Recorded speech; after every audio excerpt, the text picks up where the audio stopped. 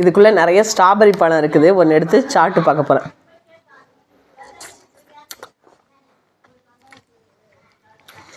புளிக்குது, பழம்லாம் கூசுது. இப்போ நான் என் பிள்ளைய பார்த்து உன் பல்லு கூசுதா புளிக்குதான்னு கேட்டால் என் பிள்ளை என்ன சொல்லும், சாப்பிட்டது நீங்கள் என் பல்லு ஏன் கூச போகுது அப்படின்னு சொல்லலாம். உண்மை தானே. ஒருத்தர் என்கிட்ட கேட்டிருந்தாங்க, ரட்சிக்கப்பட்டதுக்கு அப்புறம் தாய் தாப்பனுடைய பாவம் பிள்ளைய தொடருமா அப்படின்னு சொல்லி கேட்டிருந்தாங்க. ரட்சிப்புனா என்ன? நம்ம பாவத்துக்கு மறித்து நீதிக்கு பிழைக்கிறது. இப்போ மரணம் அப்படின்னா அதோடு நம்மளுடைய சாப்டர் முடிகிறது தான் மரணம். ஸோ நம்ம பாவத்துக்கு முழுசும் நம்ம மறிச்சிட்டோம், நம்மளோட சாப்டர் க்ளோஸ் ஆகிடுச்சு. அப்புறம் இப்போ நம்ம பிழைச்சிருக்கிறோம் எதுக்கு? நீதிக்கு. அப்போ நம்ம புது சிருஷ்டியாக இருக்கிறோம். அப்புறம் எப்படி பாவம் தொடர முடியும்ல?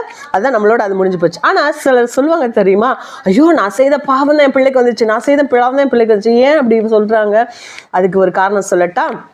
பாருங்க, பாம்பை அடிக்கும்போது சொல்லுவாங்க நல்ல அடி, அதை சரியாக அடித்து அதை முழுசும் முடிச்சிடணும்னு சொல்லுவாங்க. கொஞ்சம் குற்றையரும் கொலையரமாக விட்டுட்டா அது திரும்ப என்ன பண்ணிடும், கொத்திரும் அப்படின்னு சொல்லுவாங்க. அதே போல தான் பாவத்துக்கு மறிச்சிருக்கிறேன்னு சொல்லி வாயில் சொல்லிட்டு இன்னைக்கு முழுவதுமாக மறிக்காத ஒரு வாழ்க்கை இன்னைக்கு கிறிஸ்தவர்கள் வாழ்றதுனால தான், ரட்சிக்கப்பட்டேன்னு சொல்லி வாழ்றதுனால தான் இப்படிப்பட்ட காரியங்கள் இன்னைக்கு பிள்ளைகளை பின்தொடருது.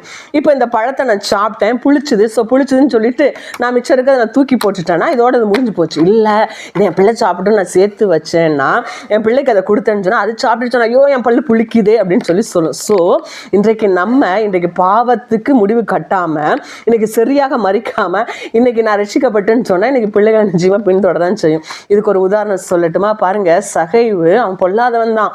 ஆண்டவர் சொல்ல, இன்னைக்கு உன் வீட்டில் நான் தங்க போறேன்னு சொன்ன உடனே சுற்றி இருக்க ஜனங்க பாவியானவனாச்சு அவன் பொல்லாதவன் சொல்லி எல்லாம் என்ன பண்றாங்க, முறுமுறுக்கிறாங்க.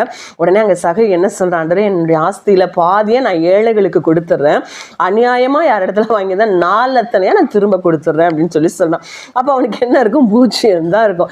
இப்போ ஆண்டவர் சொல்றாரு, இன்றைக்கு இந்த வீட்டுக்கு ரட்சிப்பு வந்தது, இவனும் ஆபிரகாமின் குமாரன். ஏன்னு பாவத்துக்கு ஒரு முடிவு கட்டினா என்னுடைய பாவ சம்பாத்தியத்துக்கு அது முடிவு உண்டாகட்டும் என்று சொல்லி ஆண்டவர் சொன்னா, இவன் பாவத்துக்கு மறித்து நீதிக்கு நிற்கிறான் அப்படின்னு சொல்லி அந்த இடத்துல சொல்லுகிறதை பார்க்கிறோம். ஸோ இன்றைக்கு நம்முடைய வாழ்க்கையிலும் இன்னைக்கு ரட்சிக்கப்பட்டோன்னா நம்ம பாவத்துக்கு கட்டாயம் முடிவு கட்டி இருப்போம். முடிவு கட்டாமல் ரட்சிக்கப்பட்டிருக்கிறேன்னு சொல்லி நடக்கிறதுனால தான் இன்னைக்கு பிள்ளைங்க வாழ்க்கையில் நிறைய நிறைவில்லாமல் இருக்கிறத நம்ம பார்க்குறோம். ஸோ அன்றைக்கு ஆண்டவர் அவன் ஆபிரகாமின் குமாரன் என்று சொன்னான். அப்படின்னா என்ன?